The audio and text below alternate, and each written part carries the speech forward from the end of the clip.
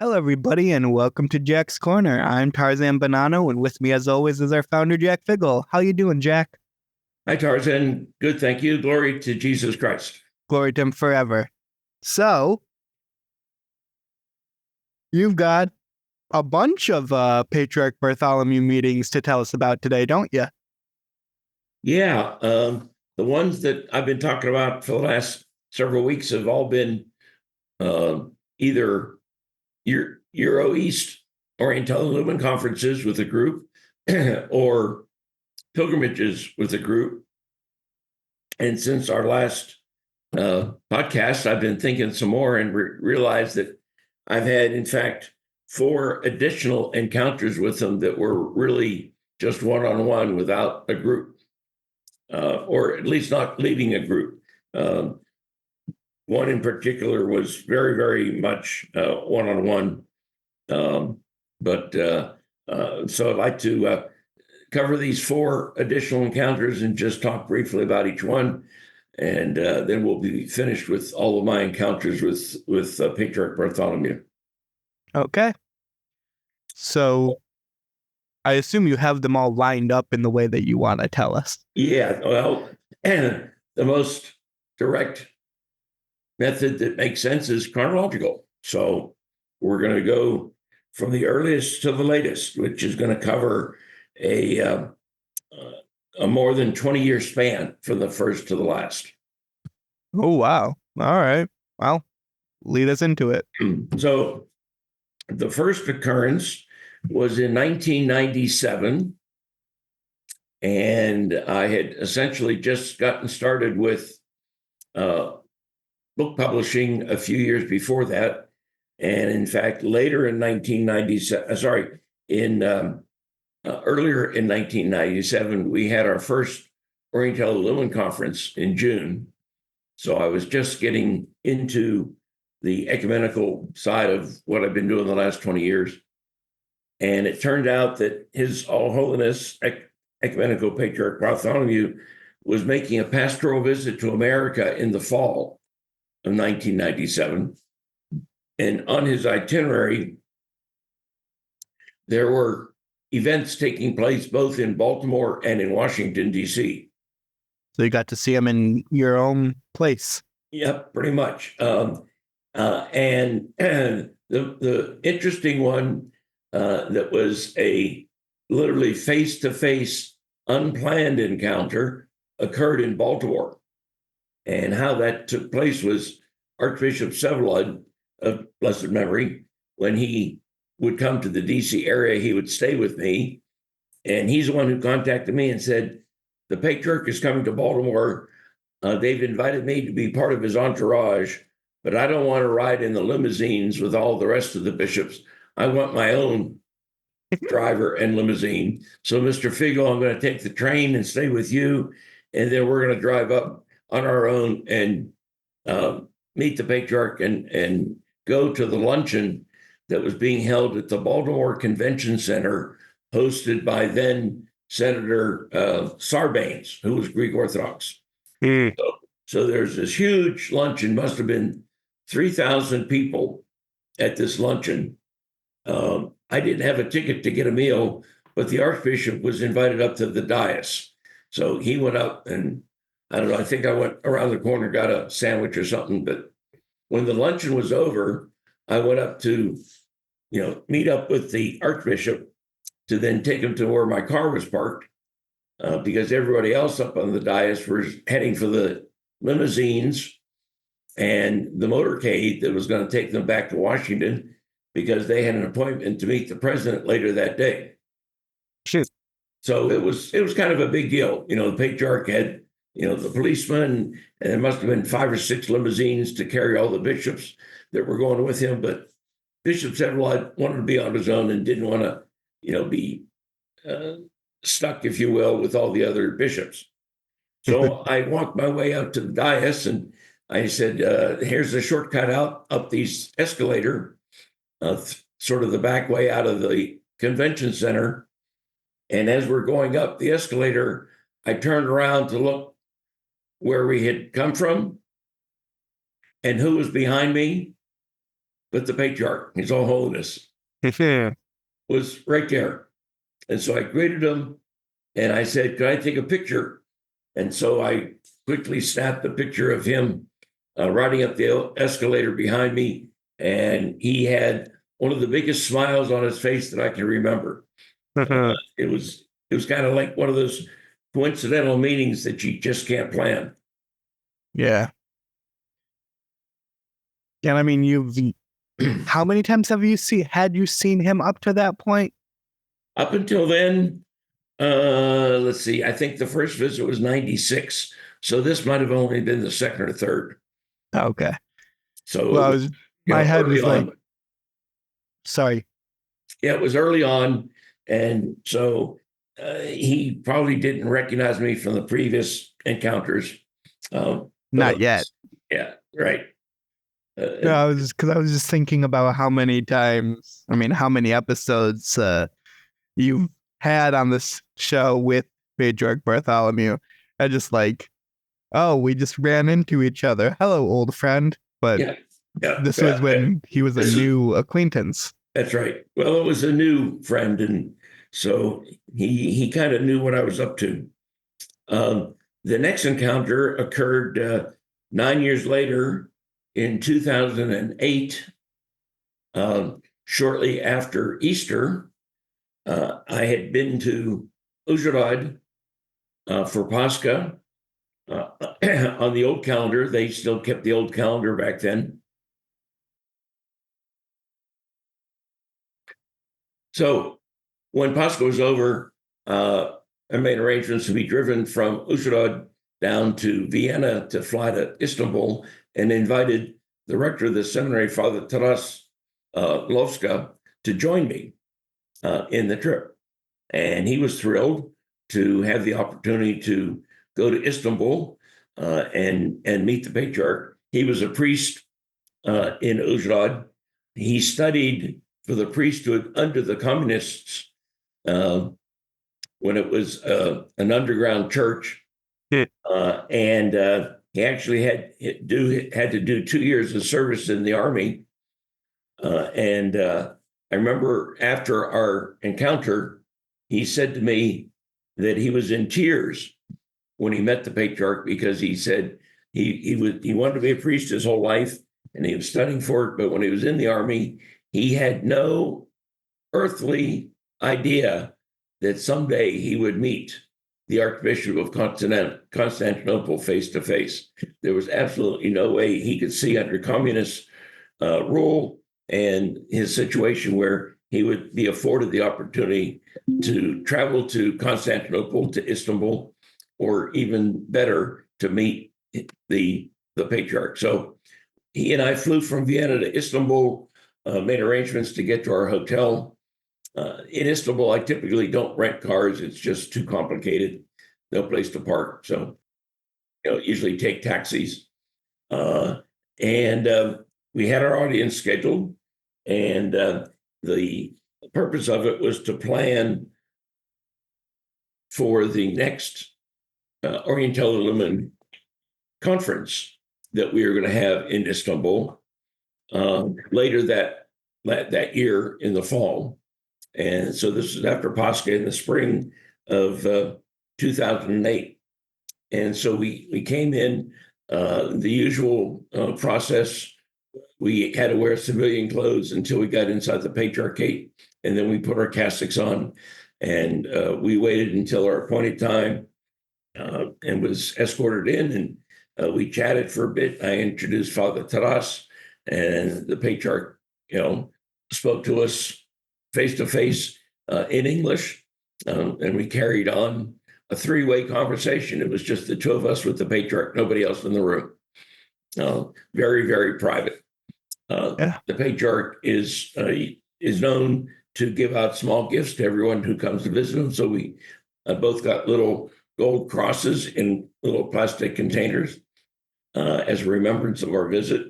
And I, of course, took him one of my books that I just published, because later on he would joke with groups, Mr. Jack, the book publisher's here with a new book for me to read that I'll never have time. So Father Taras was thrilled with the opportunity to meet the patriarch, and that night at dinner, he just thanked me and thanked me and thanked me. It was really kind of a special thing for me to be able to introduce him and make Father Taras's spiritual life that much better. Yeah. Then the next encounter was another 8 years later, and I flew over only for the purpose of planning the third ecumenical pilgrimage, Light of the East number 3, that was going to take place later in 2016. And it was 2 episodes ago. Yep. Sorry. I said we talked about Light of the East 2 episodes ago. That's what I said. Yeah. So, this was the one where we had planned to go to Istanbul, but canceled because of the coup attempt. But this was actually going to see the patriarch before that. I flew by myself all the way to Istanbul. I stayed in a hotel, took a taxi to the Fener, put my cassock on, waited until the time. And then I spent 45 minutes with him, one-on-one, face-to-face, no one else in the room. And again, it was a very special kind of thing. And when I gave him the dates of the conference that we were planning, he immediately pulled out his diary from his cassock, his personal private diary, and said, "When do you want me to come and greet your group?" Yes.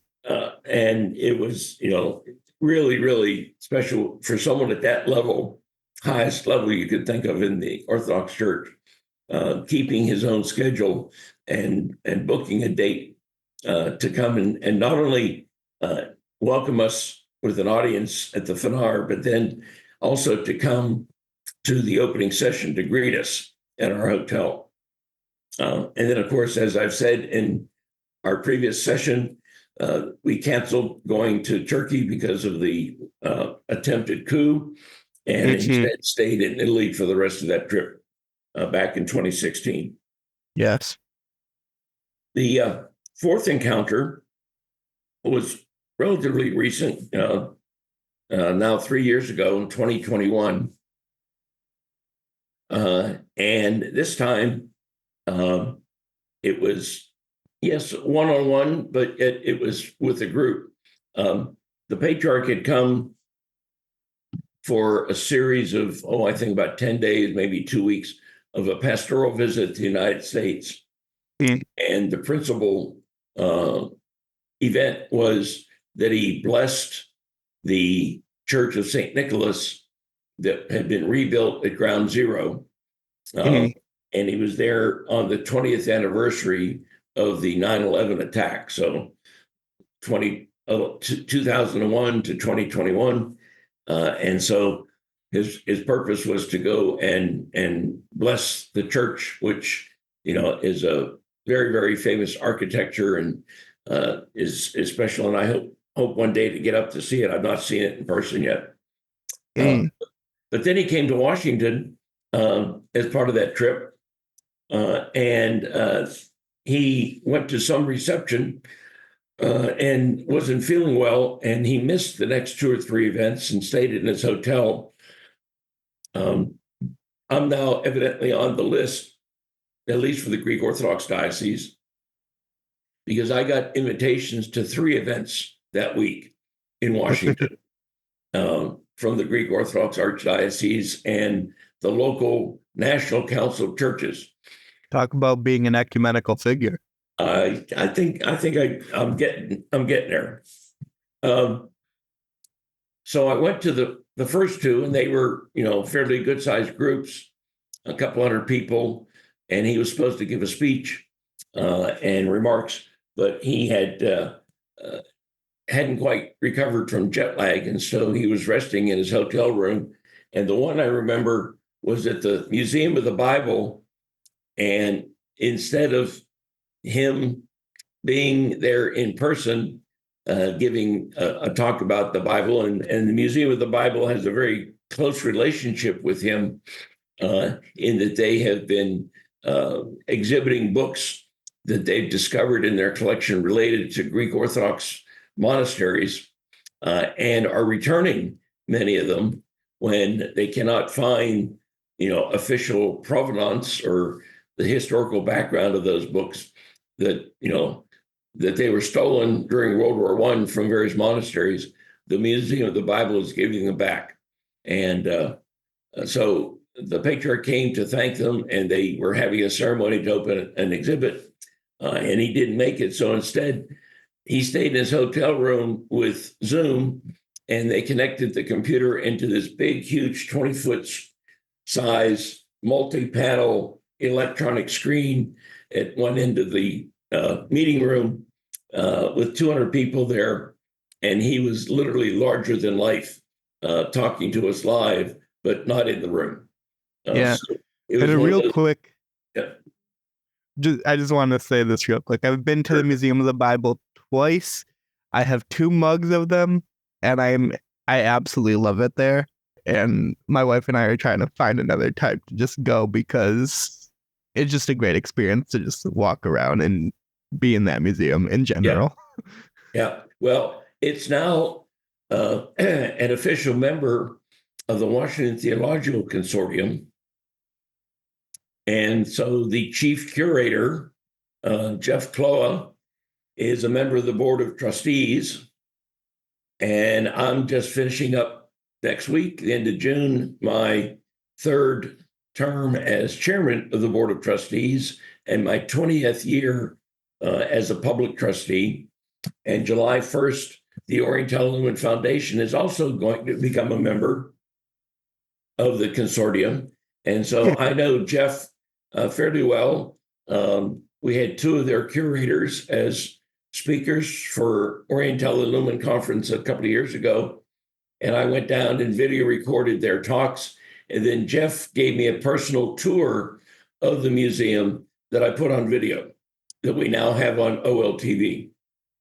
So yeah, I like that. I like the museum as well. It's very, very educational. It's great for kids, and they have a permanent room of items that are on display for the Vatican Museum. Yes. So, a very ecumenical working relationship with both the Vatican and with the FNAR. Yes. So, as part of the Patriarch's Week in Washington, the 3rd event that I was invited to was at the headquarters of the National Council of Churches, which is next door to the Supreme Court building and across the street from the U.S. Capitol. So it's right on Capitol Hill in the middle of everything. You stand in front of the National Council of Churches building, and you can see the Supreme Court building and the Capitol building all in one view. It's an amazing place. So I was invited, and we went into their little lower level chapel, and there was only about 20 or 25 other people there, the sort of ecumenists of Washington. And there were 4 or 5 people that I knew, that we were able to chit chat a little bit. And after a bit of a wait, the patriarch and his entourage appeared, not nearly as grandiose as the trip to Baltimore. It was only 1 or 2 cars with 4 or 5 bishops and him. And then he came in, and they had a couple of prayers. A few people made remarks from the National Council, and then the patriarch himself. And then at the end, they had a receiving line. Now, the other events where I was, they didn't do that because they were too large, but this is only 20, 25 people. So we all had the opportunity to go up and greet His All Holiness face to face. But it was still in COVID time, so we were all wearing masks, right? So in the morning, before I left to go downtown, I thought, well, I'm meeting the patriarch. I need to take my most recent book to give him as a gift, like I always do. Another book I'll never read. That's right. And but this one, hopefully he will, because it was written by a Greek Orthodox priest. And it was his doctoral thesis about mixed marriages between a Catholic and an Orthodox. Oh. And I published it with the title of The Home Church. And it had lots of really, really good information about, he did a survey and he came up with some issues that needed pastoral attention and all that sort of thing. So I took a copy of the book with me and one of my business cards that has my name on it. And so going up in the line, I put the business card in the top of the book so my name was shown. And everyone was going through the line. You kissed his hand, you got his gift, which were, in this case, a set of cufflinks for the 50th anniversary of the Greek Orthodox Archdiocese existence that was happening that year. So you go up, you kiss his hand, you get the cufflinks, you walk away. Kiss his hand, get the cufflinks, walk away. Each person was going through, and you are supposed to go as fast as you can. Well, I stopped the line. And after I got the cufflinks from His All Holiness, I said, "Excuse me, Your All Holiness, I have a gift for you." And he sort of stopped and like, looked "Yes, at Jack." me, and could not quite tell because we were both wearing masks what was going on. And then I held up the book with my name at the top, and then he recognized the name, and his eyes lit up. I could see through behind the top of his mask. And I think he had a big smile. And he said, when are you bringing a group to meet to visit me again? He wanted to know when was the next time I was coming. And I told him that was 2021. And I said, in the next year or two, we will be back. And he, I think, smiled underneath. And he said, "Oh, I look forward to it." So I got to give him a book. I got to say a few words with him. He got to see that I was there on my home turf, so to speak, in Washington. So it was really, really a great, great experience. And of course, then we scheduled Light of the East #3 that went to Istanbul and the Holy Land in the summer of 2023 last year. And we did indeed go visit him. So those short little personal encounters have led to this.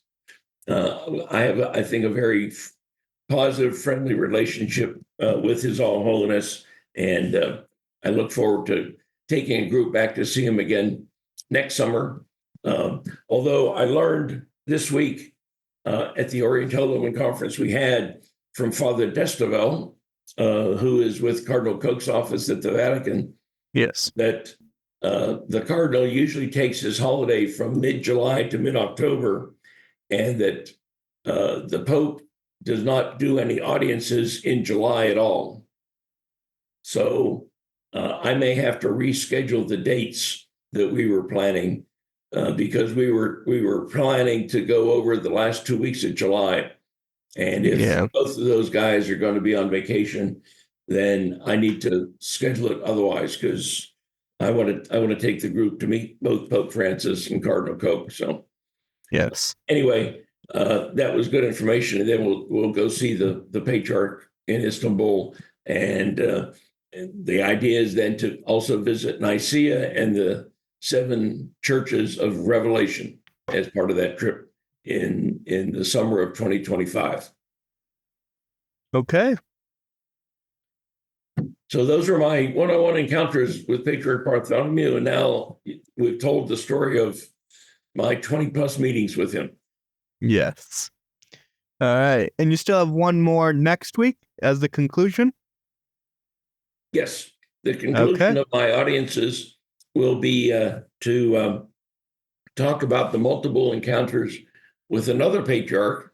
And this time it's a Greek Catholic patriarch of Antioch, Jerusalem, and Alexandria. And that's his Beatitude Patriarch Gregorius, who's now retired. But he was the patron of our initial Oriental Lumen conferences and early publications. And he has been to 3 or 4 of them. So I've got 3 or 4 different stories to tell about encountering him, including one where I went to Beirut to his office. And we'll leave it at there and won't say any more until next week. Yes. Well, you heard that as a sneak preview of what's coming next. Thank you all for coming to this episode, and we look forward to seeing you again. God bless and goodbye.